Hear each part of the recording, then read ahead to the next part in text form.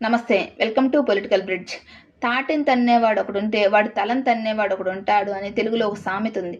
ఇప్పుడు ఇది నిజంగా నా అన్వేషణ యూట్యూబ్ ఛానల్ అయినటువంటి అన్వేష్ గారికి అప్లికబుల్ అవుతుంది.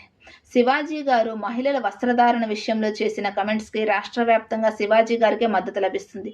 ఈవెన్ ఆడవాళ్ళు కూడా శివాజీ గారికే సపోర్ట్ చేస్తున్నారు. అన్వేష్ గారు అనవసరంగా ఇన్వాల్వ్ అయ్యారు. ఈయన మన భారతదేశ సమాజాన్ని ఏదో ఉద్ధరిస్తున్నట్లు విదేశాలలో మన భారతదేశం గురించి తక్కువ చేసి నీచంగా మాట్లాడుతూ వీడియోస్ చేస్తూ ఉంటారు.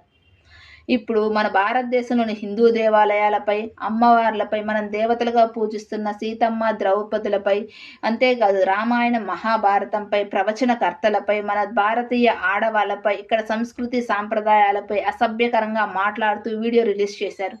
ఇన్ని రోజులు ఎవరినైతే చూసుకొని విర్రవీగాడో ఇప్పుడు వాళ్ళే అతనిని అసహించుకుంటున్నారు. మనం ఒకటి గుర్తుంచుకోవాలి. దేంట్లో ఎవ్వరూ అధిపతులం కాదు. మనల్నంటూ అబ్జర్వ్ చేస్తూ ఎప్పుడూ ఒకడుంటారు అని గుర్తుంచుకోవాలి.